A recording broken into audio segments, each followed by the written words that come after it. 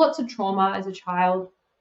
Eventually, I came out of that at some point and lived a pretty normal life. I managed very well. I didn't go down a bad path like many people do. Hey guys, welcome to our SoulFam Podcast where I interview space holders from all over the world. I'm your host, my name is Karolina, and I am the connection catalyst. Today on the show we have Hailey Parkes, a female embodiment coach, also NLP practitioner and trauma-informed practitioner. Welcome to the show. How are you doing? Thank you for such a high vibe intro. I'm so happy to be here. I am really in a high vibe because I'm super excited to talk to you because we have so many topics to discuss. But as I said before we started the call, I would really love to start with your story. And you said it as a big story. So you can maybe tell us in a big shortcut as well, or maybe a medium shortcut because we want to hear a lot. And because I'm super curious, how you started doing what you're doing. And I feel like every healer or coach that I speak to has like a big thing that happened in their life that has brought them to being a coach and helping others to discover the same that they have been searching for a long time. Yeah. So I'm super curious to hear what is your story and how did you get to do what you're doing? Yeah, such a big question. I'll try and keep it jam-packed with value, but also include as much as I can in a brief, short description. So, first of all, my name's Hailey Parkes. I am many things, but I like to say that I specialize in feminine embodiment and in trauma-informed coaching. I also do sound healing, and I like to incorporate a lot of different modalities to help people heal. And what that can often look like is bringing timeline therapy, which is probably the most powerful healing modality that I use and work with every single day. Bringing all of these modalities together to help people really do this deep inner work. So I am a timeline therapist, I am an NLP practitioner and trauma informed, a sound healer. I'm also a psychic medium. And yeah, I like to just dabble into a bit of everything. I'm a manifesting generator, so I like to, yeah, just kind of like, Me too. oh, you are too? I love that. So I think people could agree, the people that understand human design, we like to dabble into a bit of a few different things at once. We like to take different lollies from different lolly jars.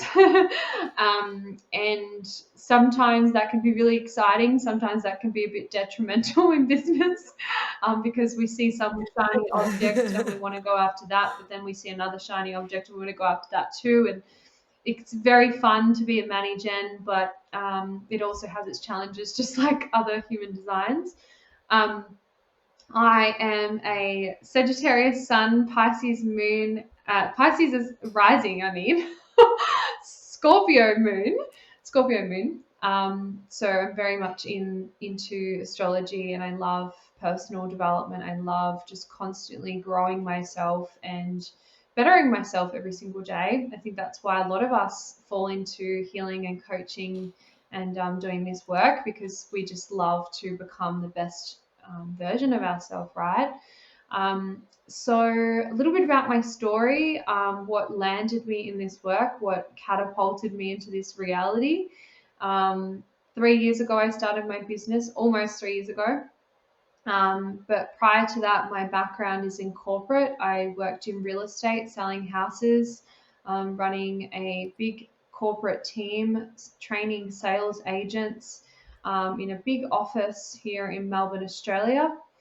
And I was doing that for 7.5 years, and I realized that it wasn't my passion, even though I was very good at it. It wasn't my passion, and I knew I was here to give more, to be more, to help people.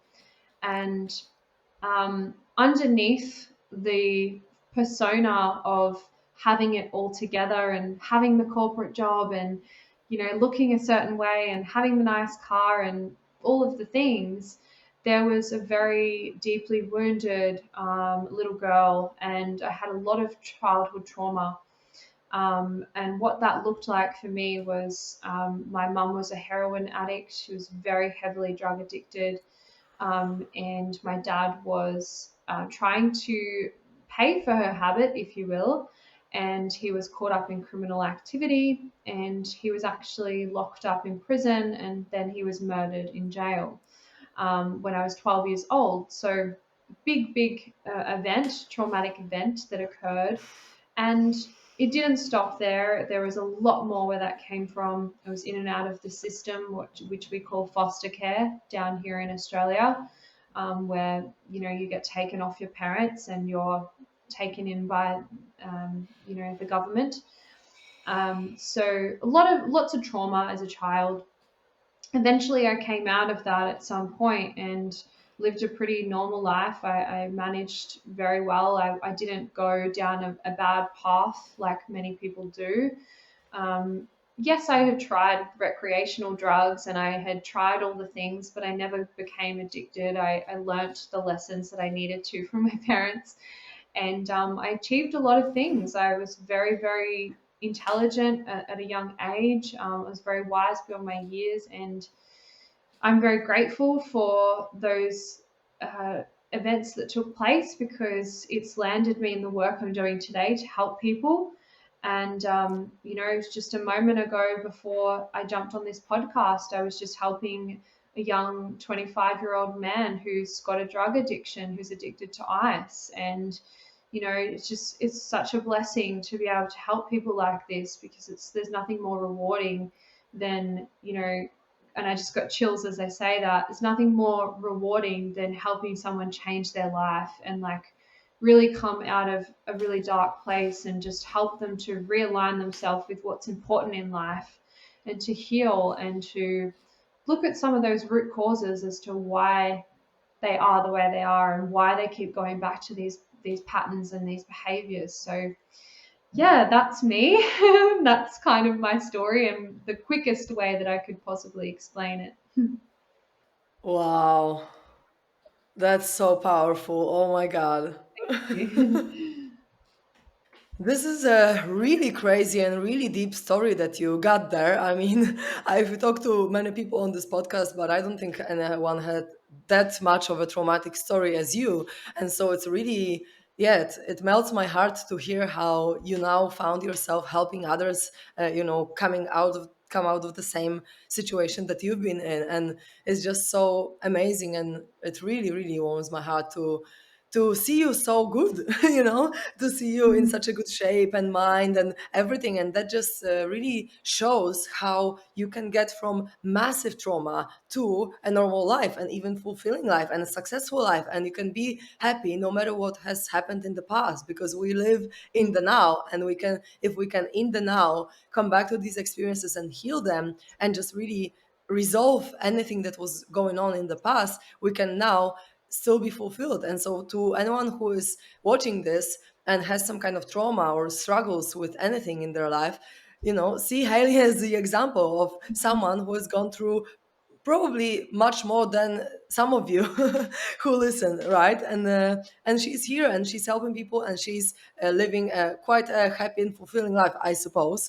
Uh, so I would love to know about the methods that you were using to help yourself that were working for you the most. And I know that you're a trauma informed practitioner and NLP practitioner. So I would love to talk about both of these modalities and also how they are different and what they encompass. Because I've never spoken to a trauma practitioner, trauma informed practitioner before. So I'm super curious what this method just has within, like what kind of steps or how it works and how does it play out with NLP. Is it like complementary? Do you do it together or do you choose it based on a specific client? So yeah, let us know. Yeah, sure. So I guess I will talk about more about the difference between timeline therapy and trauma informed because timeline therapy is the modality that I use every single day. It's the one that's helped me the most. Hmm. So timeline therapy and NLP came under the same course that I actually did. So they came together. But timeline therapy is where we tap into the unconscious mind and we get to the root cause of where these negative emotions are in the nervous system and in the body and in the unconscious mind. So if we think about all the negative emotions that we can feel as a human being, anger, sadness, fear, hurt, guilt, and any limiting beliefs, they're all stored in the unconscious mind. And what happens is throughout life, if we don't do the processes to gain access to the unconscious mind and find the root cause to these problems, we're going to continue to, um, play out these behaviors or these patterns and these cycles until we actually get to the root of what it is. So we access the unconscious mind and we go back to the first time that the client has felt the emotion of anger, sadness, or whatever the emotion is. And that can be before, during, or after birth. So that can be, from a past life. It can be in the womb, in the 9-month period that you're in your mother's womb, or it can be between 0 and 7 years of age. Now, what happens is when we are in the process and we get to the root cause, the client is in a deep meditative state. It isn't hypnotherapy, but it is a very deep level of relaxation, and the client feels very, very safe. It's a beautiful environment where I also guide them in with breath work and sound healing. So I use lots of instruments as well. This is just my own unique way of in which I like to do my work. I don't compare to any other timeline therapist. I'm not sure what they would do. They just do the timeline therapy on its own, but I like to bring those modalities in with it. And it's really powerful because once we get to the root cause, I'll just give an example. Let's just say fear. We're working with the emotion of fear. We might go into the unconscious mind and the client will go back to the first time. And maybe the first time that they felt fear and fright, like they're scared, was when they were at school and they were 6 years old and their mum forgot to pick them up from school, and all the kids got picked up from school and they were the last one there, and they were sitting there and it was cold, and maybe it had been hours and maybe it had gone dark, and then the child started to experience a really intense experience of fear. So that's an example of a child feeling fear for the first time, okay? So unconsciously, that memory is stored in the mind, in the part of the brain which is the unconscious mind. And even though as an adult we're not thinking about that anymore, or we don't think about it often, it's still very much there in the unconscious. So when we go back to this event, what we're trying to do is we're trying to get the learnings. So the way that we release that is I ask the client, to float in and out of their timeline back into the past before the event, hover over to the past, and we do some techniques where they're able to actually go into the event again and gain certain learnings for them to release the fear. So some learnings that they might have got is, I am loved. I am safe. My mum is going to come. She will come eventually. My mum cares about me. I am held. Everything works out. I am good enough. Some of these really empowering learnings that this person may not have got if that didn't happen. Or maybe they didn't know that they were strong and brave until they went back to this event. Maybe they really didn't believe that they were strong and brave until they experienced this and went back and went, oh my gosh, I'm actually so strong and brave. Wow, I conquered that, And it's the same with deep trauma, like really traumatic things like car accidents and, grief and loss, losing a parent, things like this. When we go back into those spaces and we're able to get the learnings, it's so powerful because it's benefiting you, because you get to rewrite the story that was playing out beforehand. Perhaps there was a story playing out that wasn't benefiting you. Maybe it was a very victim mentality, like, oh, this happened to me, feel sorry for me. I tell this story all the time to people because I want attention because I'm a victim. But once you step out of that and you actually go into the unconscious mind and you're held by a practitioner like myself, a timeline therapist, you're able to get the learnings. You go from being at the effect to the problem to being at the cause of the problem. So what that means is to be fully responsible. To be at cause is to take action, to put your hand up and say, yep, I'm responsible for all the healing in my life and all the problems too. But to be a victim is to be at effect, is to be like, oh, poor me, that happened. And here's the thing, everything is happening for us, not to us. Everything's a blessing, whether we feel like it is at the time. Maybe later on it takes us a minute to really realize, okay, now I can see how it was a blessing in disguise. I can see how that was always working out for me, you know. So yeah, that's timeline therapy. It's done over 6 weeks, and each week we clear out a different emotion. It's very powerful. It's very instant. I've worked with 37 different people over the last 18 months with this program alone. So I'm very, very confident in this area and very, very passionate. I don't know if you can hear it in my voice. I'm very passionate. Yes. And yeah, and then I guess the difference between timeline therapy and trauma informed is they're very much very similar. You know, it's being informed about trauma. That's all it really is. It's just being informed. It's to know what trauma is, how to heal it, what are the techniques and the processes that happen, what is attachment to trauma, just being informed about what trauma is. And for me, I'm not only informed, I'm very much experienced too because I've lived it. Wow, this is amazing how you talk about timeline therapy. I can really feel your passion in your voice, that's for sure. And so I have a little question because I've done a timeline therapy with my clients a few years ago, maybe like 4 or so. But then I learned the method of Teal Swan. I'm not sure if you're familiar with her. It's called the completion process. And I just really resonated with this specific method. And it's quite similar in the sense that you're coming to the very first time that you experienced an emotion.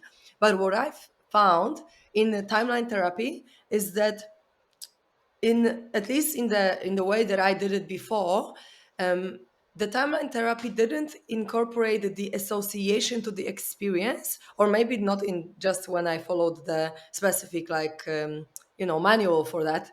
But what I found is that for me personally, when I was doing the working with my timeline or just coming back to the childhood events, it was way powerful for me and way more effective if I could associate to the experience and actually relive the memory, which I don't think that you always do on the timeline therapy. So my question to you is, does your way of doing timeline therapy incorporate association? Because I remember when I did it, it's like, okay, get the lessons, of course, but also like float above it and before this event even has happened. And so to me, it seemed like more dissociating from the experience, just getting the learnings. But what I do right now with my clients is to associate with the experience, relive it, and then when you relive it and express all the suppressed emotions inside, you come as an adult and you reprogram the way that it was coded in your subconscious mind. So what would you say about this association versus dissociation from the experience, and how do Yeah. you incorporate this in your work?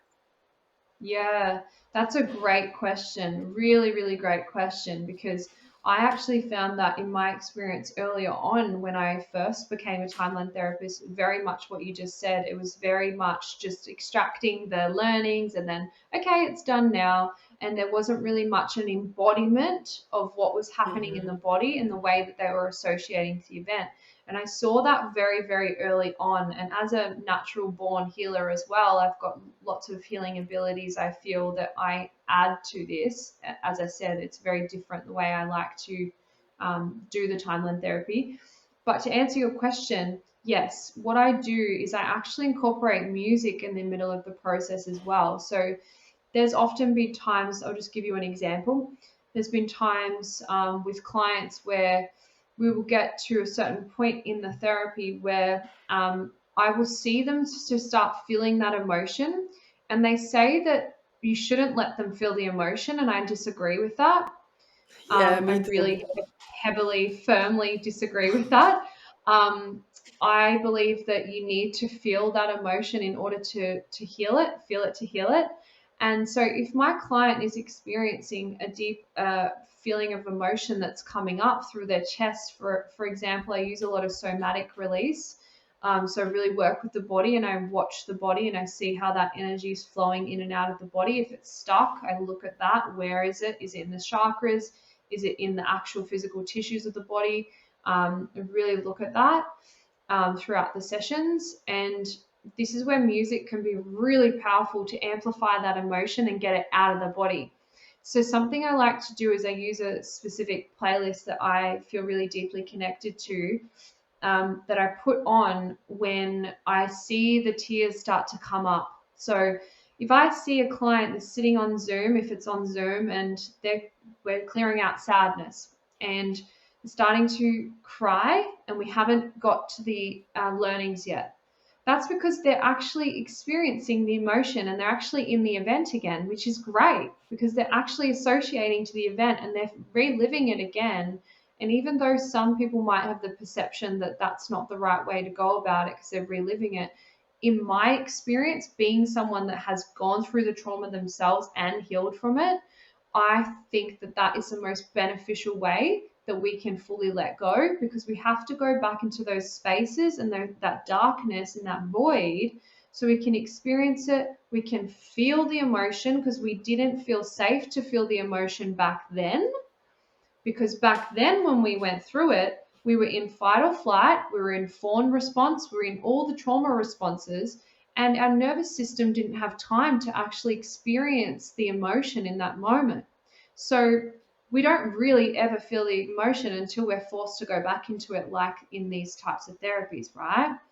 So when the client's in that moment, they're feeling the emotion, I pop the music on and then it amplifies that. And then I guide them through breath work. Okay. I say to them, okay, making sure that you're really calm. Like obviously they've got their eyes closed. I ask them to drop into their breath. So I would say to them, I'd invite you, or I'd like you to place one hand on your heart and the other on your womb. And we're going to take some deep breaths together now. And I'm going to put the music on. The music will be playing. And they can hear my voice and they feel safe and heard and held. And we're going to take some deep breaths together. We're going to start by taking a deep inhale through the nose. I'm going to drop in now. And release. Another deep inhale through the nose. And exhale through the mouth. And inhale through the nose. And exhale through the mouth. Really letting that go. Being present in the body. And I might just tap into a meditation in that moment. Whatever spirit's guiding me to do. I'm very intuitive when it comes to these things. Not every session is the same. Every client needs something different. Some clients don't connect with music. Some people prefer just my voice. Some people prefer the singing bowl. Some people prefer the shamanic drum. You know, it's really just, and I just got chills as I say that, because every client has their own way in which they like to be held. And you kind of tune into that over the time when you're with them. And that's what I love about being a healer. You know, there's no rules. You're a born healer. You make it up as you go because it's unique to you. It's your gift. You're here to remember that gift. And yes, you can do all the certifications and all the programs and all the things, but the most powerful part is your own life experience, your own lived experiences that really help people heal. Being able to relate to their stories, being able to go, I see you because I've seen it too. I hear you because I've heard that too. So the fact that you can relate on that level is like next to nothing. It's just so powerful.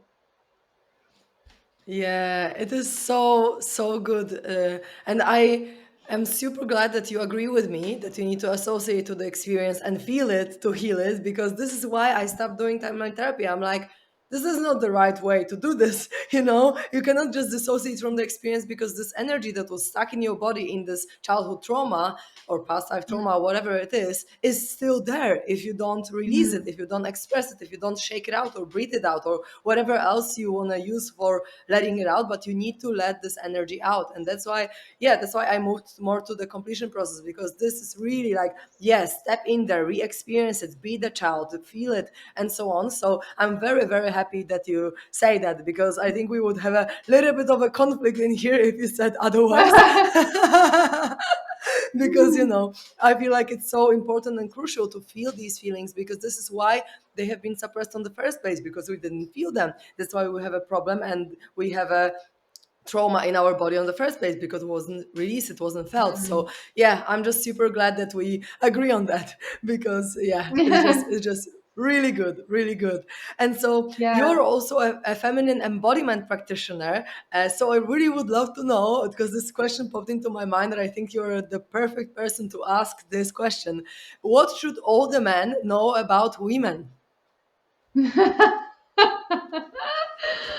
Oh gosh, there is no simple answer for that one. um, I think that's actually quite funny. Um, I think, on a serious note, I think the most important thing that men really need to know about women is we're cyclical beings. We menstruate every month. We have phases. Um, we have periods. We bring life into this world. We're the only being on the planet that brings humans into this world. Okay, we tick differently. We're different. We're wired differently to men. And that's not to degrade men. That's not to put men down at all. They're powerful in their own unique way as well. But we are very different in the way that we operate. And our cycle is so important. And I think, like, I've only been working with my cycle for, I don't know, I want to say 18 months, but really properly working with it for the last 6 to 9 months. Um, and really tuning in to that cyclical nature that is always the most sacred aspect of a female, right? And I think if men understood that more, I think if women understood that more about themselves first, that would be like amazing. And I feel like more women are starting to feel the call to explore that further and to understand their cycles more. But if men understood that, whew, it would just be like a game changer. I think communication would be like really key as well. Men, if they could learn to communicate really well with their partner, and learn the different aspects of communication and their styles, because not everyone communicates the same.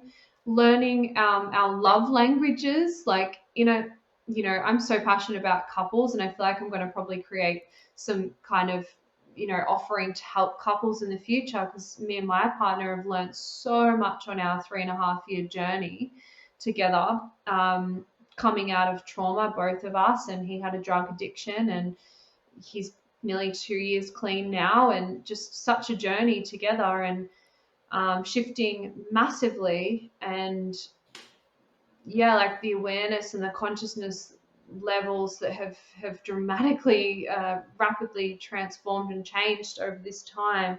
I feel like, yeah, I think more couples really, if they heard these kinds of stories, they would have more hope, perhaps, when things get a little bit hard and challenging.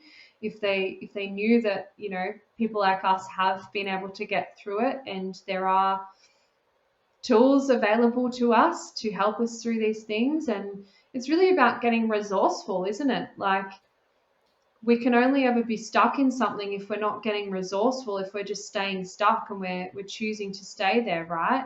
If we get resourceful and we look around and go, okay, well, I'm struggling with this, how can I get help? I can reach out, I can find some people to help me, like a timeline therapist or a coach or whatever.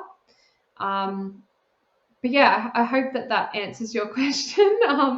What does men should men know about women? Yeah, definitely about their cyclical nature. Yeah, and I agree 100% because this is why I feel like sometimes we have this lack of communication between men and women, because of course everyone is laughing like, oh, my girlfriend got mad at me and I asked, are you on your period? And then she got even more mad at me, and it's like, because you guys should give us a little bit more groundedness in these times when we are going crazy, and that's just the truth. And of course we can work on ourselves, and the guys need to have boundaries when it comes to how we speak to them when we are stressed on the period or whatever. But I feel like I would really love every man to be this rock for a woman when she is on her period, especially in these times where she's getting quite emotional. Every man could just understand that sometimes we are very emotional, and we just need this groundedness, this understanding. Then I think both men and women could have more compassion to us women while we are going crazy. Yeah. And we live in a crazy society as well, because how come that we came to this patriarchal society where women are not as valued in some places, if women are the only ones, as you said, to give Mm, birth, and like every human on this earth came out of woman? So it's kind of like weird that it's not that we are not kind of I don't know, perceived as more sacred, more, the ones that are bringing yeah. us all into this world. And so I really am encouraging everyone to dive more into this topic of how we are actually goddesses. And, our yoni is sacred and our body is sacred. And the whole birth process Yeah. is a freaking sacred process where we create from scratch a living being. And so this is all beautiful, and we should really respect it, and we should really bow to it, all of us, not only men but also women, because I think it's a really yeah, it's really beautiful what we are able to create with our body.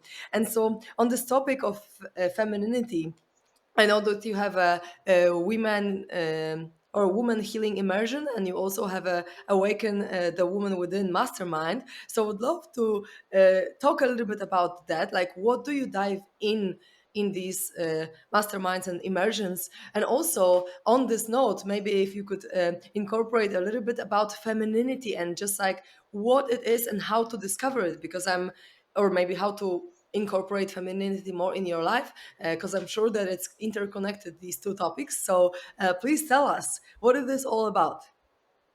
Yeah. Yeah. So, and I guess like it's important for you guys or the people tuning in to know where the feminine embodiment aspect of my business kind of came into fruition, because it wasn't always this way, you know. I wasn't always embodied in leadership. I wasn't always embodied as a woman. This has really been an ever unfolding rose. It's been an awakening in itself. It's been a journey, and it's all unfolded over time. And the reason I'm so passionate about feminine embodiment is because I was very much in my masculine energy, very imbalanced in my masculine energy for many years. And I'm sure there are so many women out there that can relate to this. When we are in our masculine energy, it usually means, not always, but it usually means it's because we don't feel safe in our body. And this can come back to not feeling safe because of past experiences from childhood. It could be sexual abuse, it could be um, abandonment, it can be a physical abuse, it could be even just emotional abuse. It can be um, it might not even be abuse at all. You could not feel safe in your body because you don't identify as a male or a woman. Maybe you're still not fully feeling like this is the right vessel for you. You know, there actually are people out there that feel a very deep disconnect with their body, and due to that, they feel unsafe. And when we don't feel safe as a woman, we can very much be anchored in our masculine energy, which is not our core essence. And what does that look like? That looks like being strong all the time, Oh, no, no, not me. I've got no problems. I'm strong. I've got it all together. This is my facade, and I'm not letting anyone come in. I will not show any emotion. I am structured as well. I am very organized. And, having this work ethic like a boss and just being very, very busy. It can look like not taking any time out for yourself, not practicing self-care or pleasure. It can look like prioritizing work all the time over your sacred rituals that you may do now as a more embodied woman. Being in the masculine energy can look like many things, but for me, it was many of those things I just listed. And when I identified that I was in the masculine and I had the awareness at the beginning, it gave me an opportunity to fully step out of that and lean more into my feminine energy. And what that looked like was feeling safe. And how did that occur? It had to start within. It had to start within. And the way that that safety was provided to me was also in the container within my partnership with my beautiful partner. And feeling safe in that relationship is where it really started. Being held, being heard, being supported, being nourished and loved, feeling that support around me. That's what I needed, especially in my own personal experience, losing my father so young, and being in prison and being around a lot of unsafe things like criminal activity and drugs and violence and theft and all these things. It did very much make me feel very unsafe. So it was very triggering anytime I was around anyone that made me feel even more unsafe. So then I'd go into my masculine and I'd put a wall up and I'd try to protect myself. And usually most of the time when women are in their masculine, it's because they're trying to protect themselves. They're trying to put on a mask and pretend that they're not hurt, they're not suffering, there's no pain there. And that's not the truth. Below that masculine mask is a hurt, sad, maybe really scared little girl, that needs love, needs to be nurtured, needs acknowledgement, needs validation, needs those things because she didn't get it as a child because her parents were emotionally unavailable or physically unavailable, right? And I'm sure this is probably landing in so many people's ears right now, and they can probably relate to this to some degree, where one of their parents maybe wasn't as present, or maybe they had to go away for work a lot and they didn't have that support there for you. And maybe that created some masculine bonding for you within your essence, and maybe that helped you to cope. It was a coping mechanism, but I'm here to tell you that it's not sustainable long term. Once you identify that you've been in that essence for too long, that can manifest as pushing people away unconsciously, not being able to ask for help, trying to have it all together, being a people pleaser. These are all trauma responses, trying to get validation from other leaders and coaches and other people, like validate me. These kinds of things, these trauma responses, they show up in our life. And as a woman, this was so much to unpack and navigate over a long time. This has been happening for a couple of years now. And what it has brought me to today is being truly embodied as a woman. And some of the tools and the things that have helped me get there have been journaling. And I know journaling is such a basic tool, but it goes so much deeper than that for me. When I say journaling, I mean asking myself some really good quality questions and answering them truthfully, wholeheartedly, honestly, so transparent with myself, being totally honest. Okay, what does it mean for me to be a woman? Like, what a meaning do I attach to being a woman? What does being a woman look like?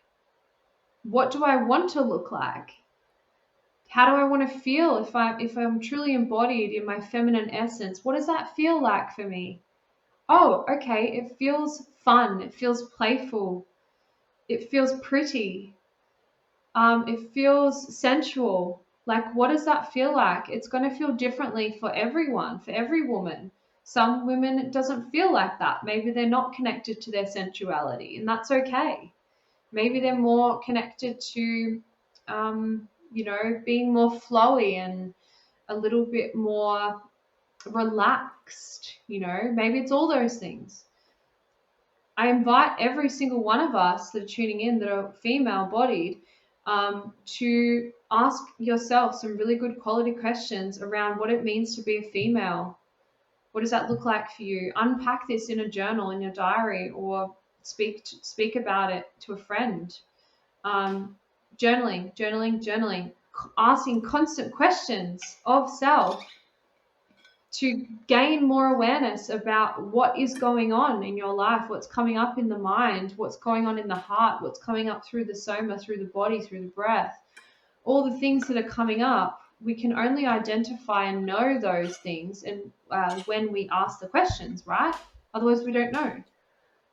So, yeah, I think journaling is so powerful and so underrated. I think a lot of people in the spiritual community, they go, "Oh, journaling. Oh, I've outgrown that. I'm too good for that."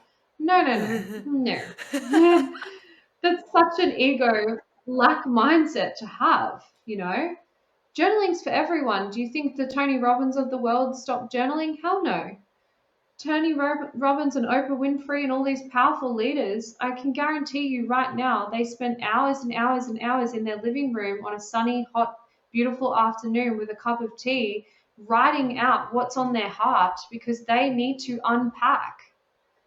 They need to unpack their thoughts, their feelings, their emotions, their ideas. They channel through amazing programs and TV shows and interviews. That doesn't come from nowhere. Comes from the heart, and it comes from the head, and it comes from putting it on paper first, right? And then it evolves into something magical. So don't underestimate journaling. Yes, I agree. I totally agree. And I really loved what you said about every woman should really dive into what femininity means for them, because it's going to be very different for everyone. And I feel like in the society, a feminine energy is kind of like boxed into it is pink, it is, high heels, it is this, it is Yes, that, but it doesn't have to be like that for every woman. And for some women it can be dancing and that's being right. creative and being this or that. And I feel like I really loved that you said it, because it's so crucial to not put ourselves in some kind of societal structures when we talk about these things, because it can Mm, be really, it can feel for one woman, for example, unsafe to put makeup on, and then they will actually feel more in yes, the masculine, like I have to do this because this is the structure and this is how the society tells me to act and this is how I'm doing. No, it's like you need to discover your own yeah, essence, your own truth, what it is for you, and it might be completely different that it is for me. And I, for example, like sometimes to put my lipstick on or to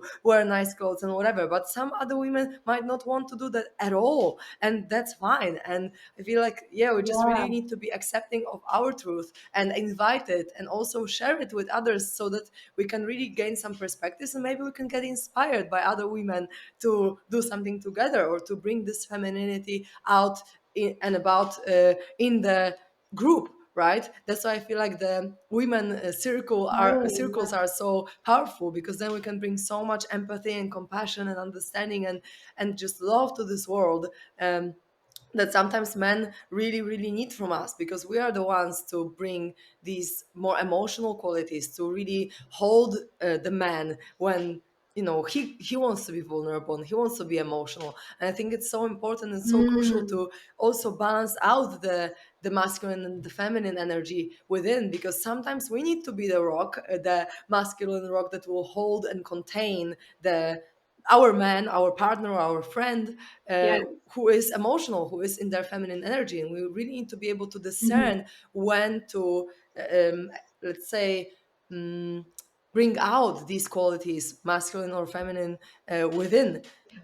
We just need to, yeah, we need to identify and discern, as you said, when is a good time to weave in and out of the divine feminine, the divine masculine. And I think that to hold that space for men as well is very, very important, as a female, but also to, yeah, anchor into that masculine energy when it's required, for sure.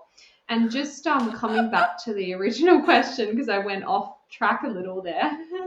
um, I in the 6 month container that I offer, which is Awaken the Woman Within, it's really a 6 month embodiment initiation, and it's for women who really do want to come back into their femininity and also want to explore the different aspects of themselves that perhaps maybe they didn't know existed.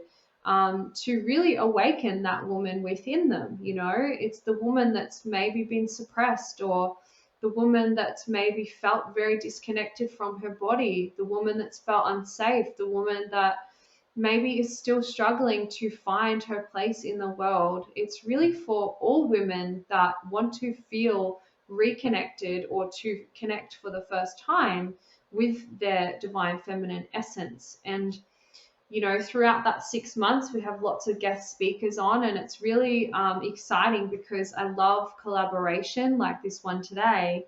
And I have some beautiful special guests coming on speaking about some really amazing topics that have helped me along my embodiment journey as well.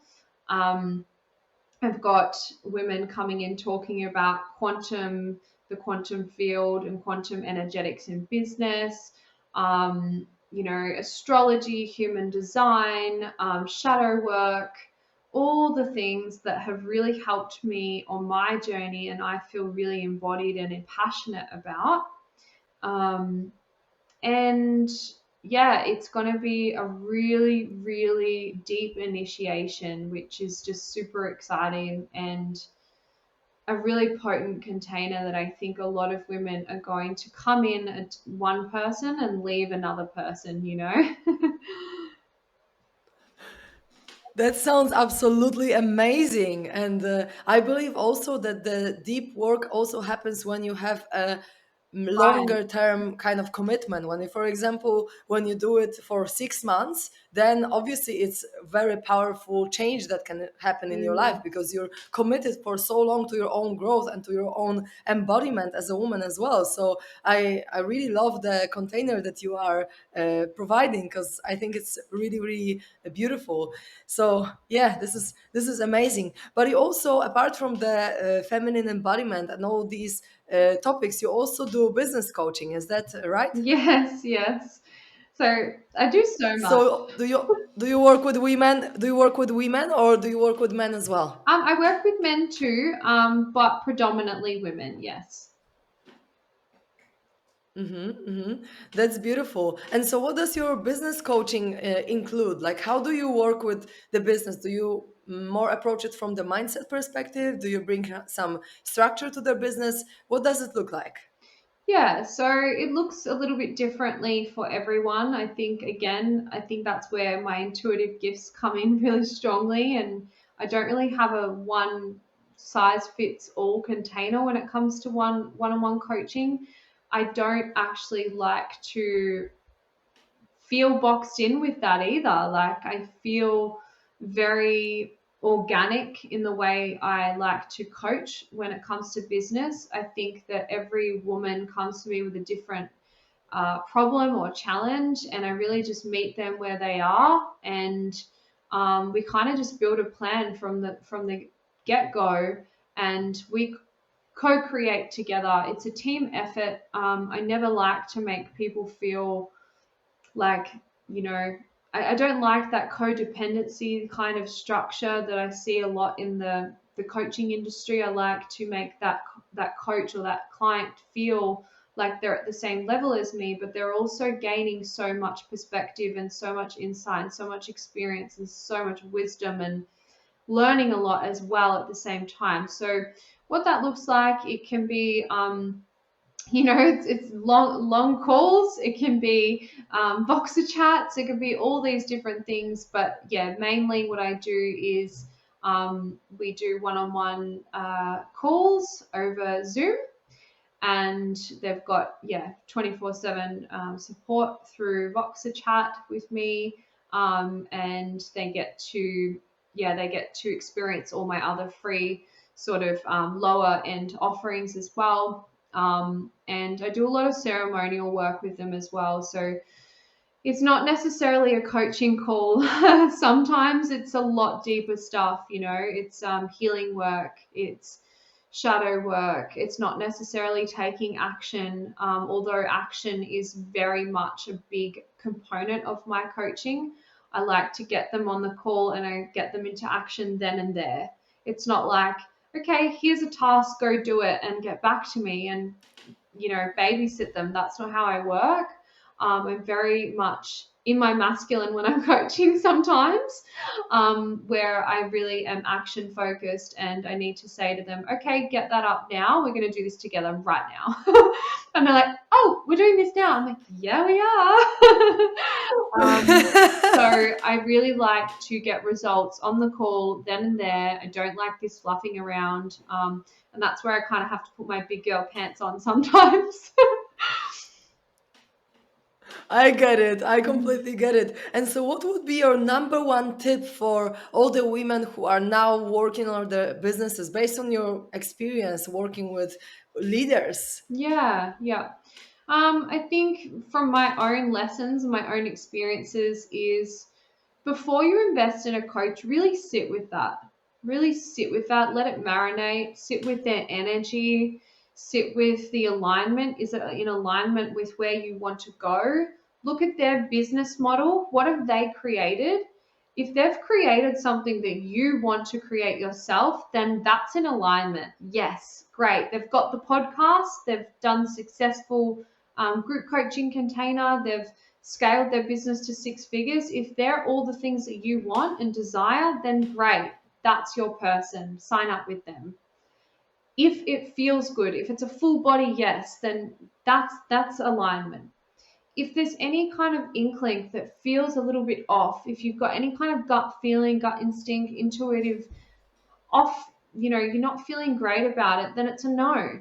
Tune into that and sit with that. Don't feel pressured on the call to commit to something. Sit with it. Ask, can I sit with this and get back to you? If there's anything that I've learned, it's to really, really make sure you're making the right decision, because I've gone into containers that have felt very exciting on the call, and then I've realized later, oh, this is a total misalignment. They were just telling me everything I wanted to hear on the call to get the sale. This is not my person. Okay, so really important, some things to really, really sit with. And yeah, when you're looking for a coach, just make sure that they're at a level that they can really meet you, but they can also teach you and help you grow, because they're at a level that you want to be at. You're striving for that. You don't want someone that's at the same level as you, because you're not going to learn anything, right? Not going to learn anything. So it's important to strive for something that it looks really expansive, really exciting, but also in alignment and feels energetically the right exchange in terms of monetary value, but also time and resources. Beautiful. Thank you so much for sharing that. I completely agree that we always need to make decisions based on our heart and not on our Yeah. head, because this is where the problem begins, right? If we are thinking that, oh, this is what I should do because of this, and this, all these logical reasons, but then the heart is like, nope, Yeah. it shouldn't actually be like that. Yeah. So yeah, I totally resonate with what you just said. So thank you for sharing all of that. And one little question at the end: what is the best way to find you? How can people contact you? All of the people who listen and they would like to maybe get in touch. Yeah, sure. So I actually I hang out on Instagram the most, and you can find me there at Hailey.Parkes. So I'll spell that out because my name's spelled differently. So it's Hailey.Parkes, Parkes. So I hang out on Instagram. That's really the only place. And I've got a free shadow work ebook that you can download. It's free. If you visit my website, the link's in my bio. You can grab that right here, right now, instant download. It's got some really powerful exercises that you can work through and really start your shadow work journey. That's been a huge aspect of my healing. And the great thing is it's free and you can do it on your own. You don't need to pay someone to do this work. And yeah, and you can find all my offerings there and my links and a ton of free value. I also have a podcast. However, I have decided to close that down. I do have 8 episodes there if you'd like to tune in and listen to them, though. It's called the Light Ones Podcast. The reason I've shut it down is because I'm migrating over to YouTube. So that will be coming in the future. Awesome. Thank you so much. And thank you for sharing your beautiful feminine energy in here. I really loved our conversation and all the wisdom and all the things that you shared. So I'm really, really grateful that you showed up and for us and for yourself and for the whole humanity because we are here to heal everyone, the Yes. whole humanity, and to share our gifts and our methods of how people can help themselves. So thank you for sharing your beautiful energy. You're so welcome. And thank you so much for inviting me on here. And I hope everyone, yeah, got a ton of value out of today's episode. Thank you, beautiful people, for tuning in to our SoulFam podcast today. It's been a beautiful conversation. I really enjoyed it. And if you feel like chatting to me, or maybe if you want to come on the podcast as well, you're a healer or a coach, I am The Connection Catalyst on Instagram. So find me there and text me, and I'm sure we can connect and share some beautiful vibes. So thank you so much. And hopefully, stay tuned to the next time.